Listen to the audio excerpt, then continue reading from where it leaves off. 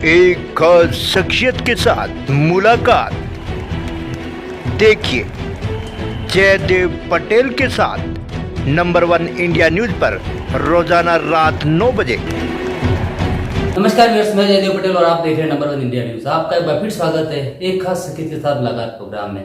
आज हम बात करेंगे अहिल्या बाई होलकर की आज 300वीं जयंती को लेकर के देश भर में तमाम जो प्रोग्राम्स किए जा रहे हैं, इसके क्या मायने और इसी के साथ साथ में राजस्थान सरकार किस तरीके से केंद्र और राज्य की जो पहल है उसको आम लोगों तक पहुंचा रही है और इसमें गवर्नर कितना अहम रोल निभा रहे हैं। इन्हीं दावों बात करने के लिए हमारे साथ खास सम्मान है राजस्थान के राज्यपाल हरिभाऊ बागड़े। हरिभाऊ बागड़े जी, आपका बहुत बहुत स्वागत आज हमारे प्रोग्राम में। हरिभाऊ बागड़े जी, आपसे मेरा पहला सवाल है कि आज देश भर में अहिल्या बाई होलकर की 300वीं जयंती मनाई जा रही है, इस पर आपकी प्रतिक्रिया। 19 लोग अहिल्या देवी होलकर की जयंती के 300 साल पूरे हो रहे हैं। अहिल्या देवी जी देश धर्म से चलने वाली एक महारानी थी और वो महाराष्ट्र के पहले अहमदनगर जिले की आदि उस जिले का नाम ही अहिल्या नगर रखा है। उसमें चौंडी नाम का छोटा सा गांव है, वहाँ उनका जन्म हुआ जी। और अभी इस साल महाराष्ट्र के मंत्रिमंडल ने, मुख्यमंत्री देवेंद्र फडणवीस ने वहाँ मंत्रिमंडल की एक मीटिंग ली और वहाँ अच्छी राशि वो अहिल्या देवी के जो जन्म गांव है वहाँ विकास के लिए दी है। 19 लोग अहिल्या देवी ने सारे देश में घूमकर जहाँ जहाँ पीने की पानी की कमी थी या व्यवस्था नहीं थी, ऐसे जगह पे एक विशिष्ट प्रकार की उन्होंने बावड़ी दी, उसको बारव भी कहते हैं जी। और पायरी से उतरना पड़ता और पानी लेना पड़ता। ऐसी बहुत जगह पीने के पानी की व्यवस्था की, रास्ते को पेड़ लगाए और बहुत जगह धर्मशाला भी उन्होंने बांधी है कि लोगों को जो प्रवासी थे उनको आने जाने में सुविधा प्राप्त हो। और ऐसे बहुत से मंदिर भी थे कि जो आक्रमणकारियों ने जानबूझकर उद्ध्वस्त किए थे, क्षति पहुंचाई थी जी। ऐसे बहुत से मंदिरों का जीर्णोद्धार भी अहिल्या देवी ने किया है। ऐसी एक महान व्यक्ति हमारे महाराष्ट्र की सुपुत्री, मध्य प्रदेश की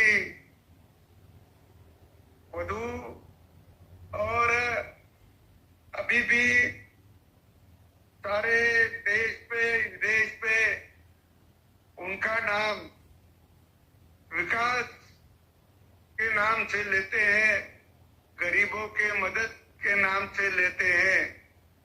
तो ऐसी महान पुण्य श्लोक अहिल्या देवी का 300वां जन्मदिन हम साजरा कर रहे हैं और उससे मैं आदरपूर्वक नमन करता हूँ जी। हरिभाऊ बागड़े जी, अगर हम बात करते हैं तो केंद्र और राज्य की जितनी योजनाएं हैं उसका राजस्थान के जन को लाभ मिले, इसको लेकर आप किस तरह के कदम उठा रहे हैं? ऐसा है कि भारत सरकार की और राज्य सरकार की गरीबों के लिए जो योजना है, जो योजना का लाभ राजस्थान में मिल रहा है। पहले एक अच्छी योजना केंद्र सरकार ने बनाई, पीने की पानी की योजना, हर घर में नल। हमारे कोई भी माता बहनों ने सिर पे अंडा लेके कहीं से पानी लाने की जरूरत न पड़े जी। और उसका ही अच्छा काम इधर चालू है।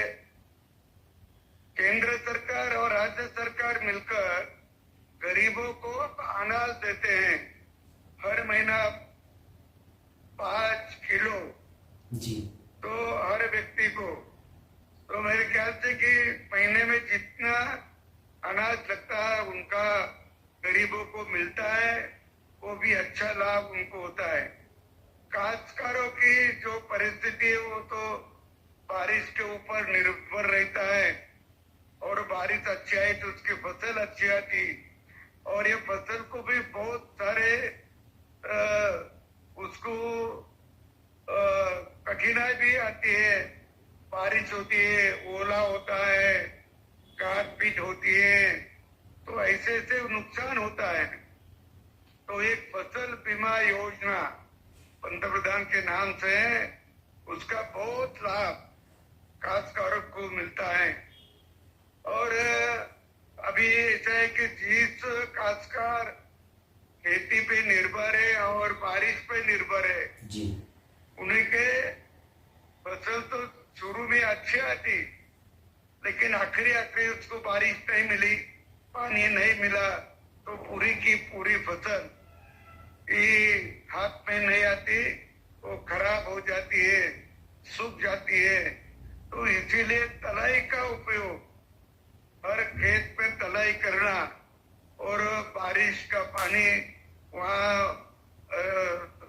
जमा करना और ऐसे फसल को देना कि जिसको जरूरत है, उससे भी बहुत लाभ काश्तकारों का हो रहा है। हर काश्तकार को हमारे केंद्र सरकार के 6,000 रुपए और राज्य सरकार के 3,000 रुपए, ऐसे 9,000 रुपए सालाना मिलते हैं। 4 बार वो देते हैं, तो उसका भी लाभ बहुत हुआ। और हर घर में शौचालय, ये बहुत बड़ी बात जी हो गई, नहीं तो हमारे भारत की स्थिति बहुत कठिन थी, सब लोग बाहर ही जाते थे। तो अभी तो 90% से ऊपर गांव में भी शौचालय बनी है, और इसके लिए वो बाहर जाने की जरूरत नहीं पड़ती, और वो भी एक अच्छा फायदा हुआ उससे, कारण कि लोगों का जो चिकित्सा है और आरोग्य वो भी ठीक हो रहा है, सुधर रहा है। जी हरिभाऊ बागड़े जी, अगर आप बात करते हैं तो नई शिक्षा प्रणाली में जो बदलाव लाया गया है, जिसमें महापुरुषों के बारे में अब आगे से पढ़ाया जाएगा, इस कदम को आप कैसे देखते हैं? कहता है कि अपने देश में जो शिक्षा नीति थी पहली, वो तो 1836 में लॉर्ड थॉमस मैकालो ने दी थी, और वो यहाँ गवर्नर था मैकालो, और उन्हें सभी गवर्नर के सामने या एमपी के सामने ब्रिटेन में भाषण दिया था 2 फरवरी 1835 में, और उन्होंने कहा था कि भारत को अपन ज्यादा दिन अपना गुलाम नहीं रह सकते, क्योंकि वहाँ भारत के लोगों की नैतिक मूल्य बहुत अच्छे है, प्रामाणिकपना है, एक दूसरे को सहकार्य करने की भूमिका है, और नैतिक मूल्यों के कारण वो अपना ज्यादा दिन वहाँ राज्य नहीं रख सकेंगे। तो अपना उन्हीं को गुलाम बनाना है, उन्हीं का शब्द है, काले इंग्रज बनाना, वो लॉर्ड मैकालो का ही शब्द प्रयोग है कि भारत के सभी लोगों को काले इंग्रज बनाना। बोले तो इंग्रजों को फेवर अपन बात करना, इंग्रज अच्छे है ये अपन बोलना, और इसी के लिए इंग्रजों को साथ देने के लिए उन्होंने 1885 में 1885 में कांग्रेस का संगठन जो किया था, वो उन्हीं को मदद करने के लिए किया था। तो ऐसी स्थिति में अपनी जो शिक्षा, वो बोले कि भारत को गुलाम रखना है तो उनकी शिक्षा पद्धति बदलो। और आपने जो यहाँ भारत में जो गुरुकुल थे वो सब बंद करवाए और उन्हीं की शिक्षा उन्होंने चोरी की कि उस शिक्षा में अपना इतिहास नहीं था, अपना भूगोल नहीं था, अपनी ऋषि मुनियों की परंपरा नहीं थी, वेदों की परंपरा नहीं थी। हमारे यहाँ बहुत से वेद थे, उपनिषद थे, इसका कुछ भी संबंध हमारी जो एक संस्कृति है भारत की, देव धर्म पे विश्वास रखने वाली संस्कृति है, उसका भी उसपे कहीं उल्लेख नहीं था। इसीलिए अपन जो अंग्रेजों ने उनकी जी शिक्षा पद्धति तो अपन अपना जो पूरा इतिहास वेद पुराण भी भूल गए थे। अब ये नया शिक्षा नीति में बच्चों को 3 साल का हो गया तो शिक्षा देने में शुरू होगी। उसी स्तर से उसका जैसा आयु बढ़ेगा वैसे वैसे वो शिक्षा अधिक दी जाएगी। लेकिन वो शिक्षा पद्धति में अभी अपना संस्कृति, अपनी परंपरा और अपने सब पूर्वजों ने जो लिख कर रखा था कि वो भी उसपे आ जाएगा। नए पीढ़ी को वो भी मालूम करवा देंगे। और आज की अपनी जो गरज है, भारत को आगे बढ़ाना है, भारत को वैभवशाली बनाना है, भारत को एक अच्छा मजबूत देश बनाना है, तो इसकी जो जरूरत होगी वो सभी जरूरत के लिए जितना आवश्यक पैसा विद्यार्थी गढ़ने का काम ये नई शिक्षा पद्धति करेगी। और भविष्य का